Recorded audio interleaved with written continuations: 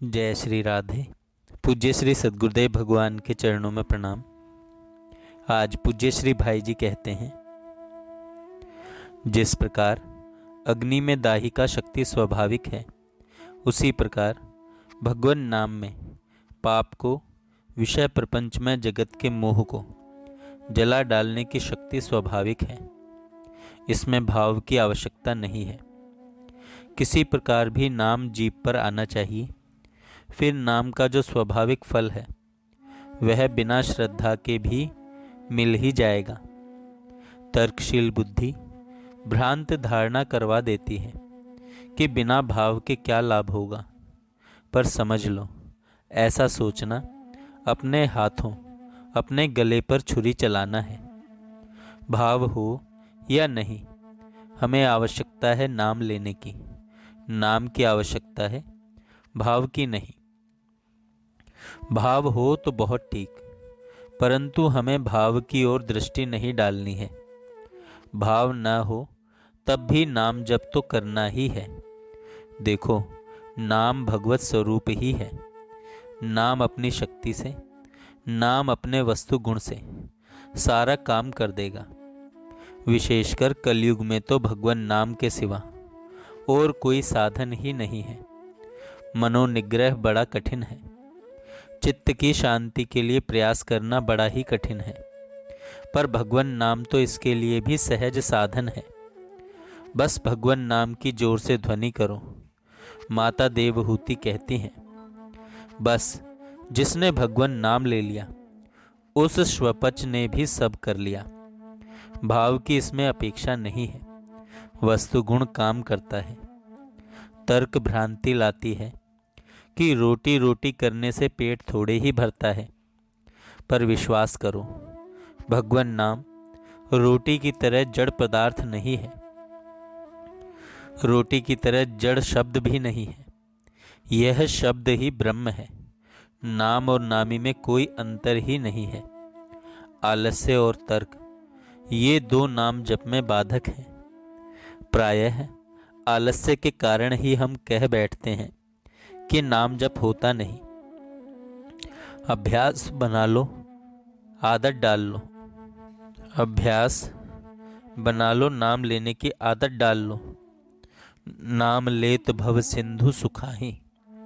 इस पर श्रद्धा करो, इस विश्वास को दृढ़ करो। कंजूस की भांति नाम को संभालो। निश्चय समझो, नाम के बल से बिना ही परिश्रम भव सागर से तर जाओगे और भगवान के प्रेम को भी प्राप्त कर लोगे। भगवान नित्य हमारे पास हैं, अत्यंत समीप हैं। एकांत कोठरी में जहाँ कोई भी घुस नहीं सकता, वहाँ भी साथ हैं। ऐसे भगवान आश्रय लेते ही आश्रय दे देते हैं। भगवान के बल से सभी कुछ संभव है। सभी विपत्तियां हट सकती हैं। सारी लंका जल गई, पर हनुमान जी की पूंछ नहीं जली, क्योंकि सीता मैया ने पूंछ नहीं जलने का संकल्प जो कर लिया था। हनुमान जी को गर्मी तक का अनुभव नहीं हुआ।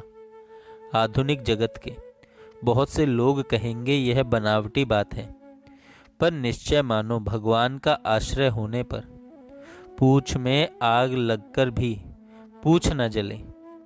यह सर्वथा संभव है। अवश्य ही सच्चा भक्त अपनी ओर से इस प्रकार के चमत्कार की इच्छा नहीं रखता। हम लोग तो मामूली अनिष्ट के भी टल जाने की चाह कर बैठते हैं।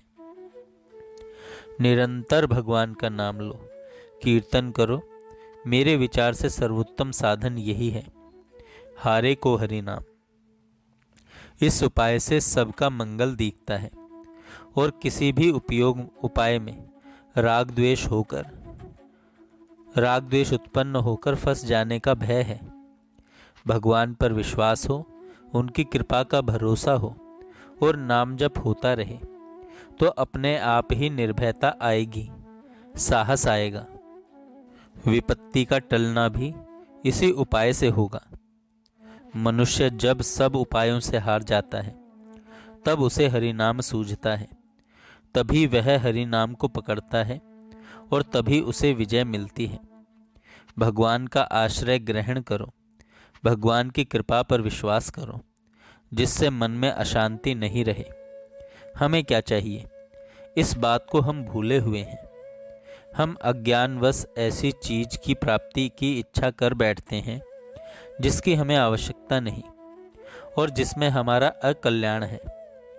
किस चीज की प्राप्ति में हमारा भला है, इस बात को ठीक ठीक भगवान जानते हैं। हमें क्या चाहिए, हम ठीक ठीक नहीं जानते, चाहने में भूल कर बैठते हैं। बहुत बार तो ऐसी वस्तु चाह बैठते हैं जिसकी प्राप्ति महान दुखदायिनी होती है। इसलिए हमें क्या चाहिए, यह विचार भगवान पर छोड़ देना चाहिए। इस बात को सोचें भगवान उस वस्तु का संग्रह करे भगवान और रक्षा करें भगवान। फिर मंगलमय भगवान हमारे लिए जो उचित समझेंगे देंगे और इस उपाय से हमको अविनाशी पद बिना ही परिश्रम प्राप्त हो जाएगा।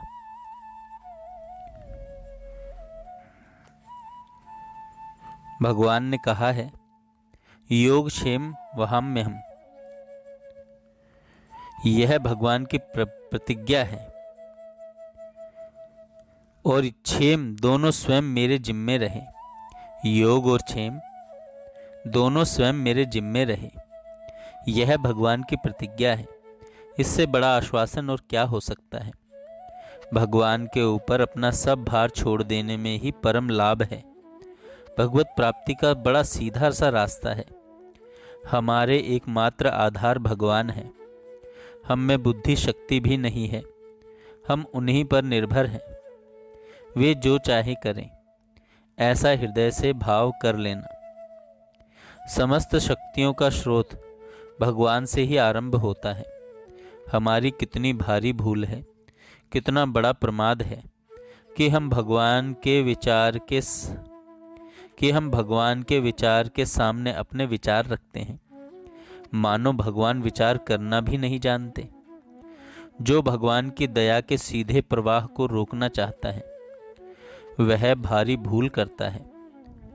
भगवान जब जो जैसे करें वैसे ही होने दें, उसी में तुम्हारा परम कल्याण है। रोगी कभी यह नहीं कहता कि हमें यह दवा दीजिए।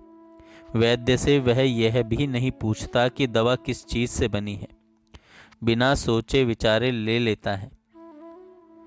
वह निर्भर करता है वैद्य के निदान पर और विश्वास करता है उसकी योग्यता तथा सुहृदता पर। परंतु हम ऐसे अभागे हैं कि परमार्थ पथ में हम अपना निदान आप करने बैठते हैं। ऐसा न करके केवल भगवान पर विश्वास करने की ही आवश्यकता है। जो भगवान को नहीं मानता और मनमानी करता है उसका कल्याण नहीं होता। आरंभ से ही भगवान की दया पर, प्रेम पर, अनुग्रह पर अपना सारा का सारा जीवन छोड़ने वाले का यहाँ का और वहाँ का सारा भार भगवान संभाल लेते हैं। हमारा सर्वस्व भगवान का है। जिस क्षण यह भाव हुआ कि फिर बिना प्रयत्न ही अंतर उज्जवल हो गया, परम पवित्र हो गया, बड़ी सीधी बात है, फिर सब कुछ अपने आप हो जाएगा। केवल विश्वास करो भगवान की कृपा पर। भगवान की कृपा है, अपनी कृपा से ही वे मुझे अवश्य स्वीकार कर लेंगे। यह भाव निरंतर बढ़ाते चले जाओ। बस दो बातें हैं, भगवान की कृपा पर विश्वास और भगवान के नाम का आश्रय। फिर कोई चिंता नहीं, ध्यान नहीं लगता न सही, मन वश में नहीं होता न सही। भगवान पापी नीच के भी उद्धारक हैं। यह विश्वास करके केवल जीभ से भगवान के नाम का उच्चारण करते रहो। जय श्री राधे।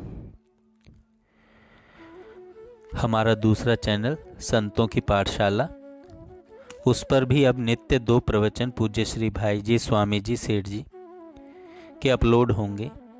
कृपया उस चैनल को भी सभी स्वीकार करें अपने हृदय से और उसको सब्सक्राइब कर लें। जय श्री राधे। जय श्री राधे।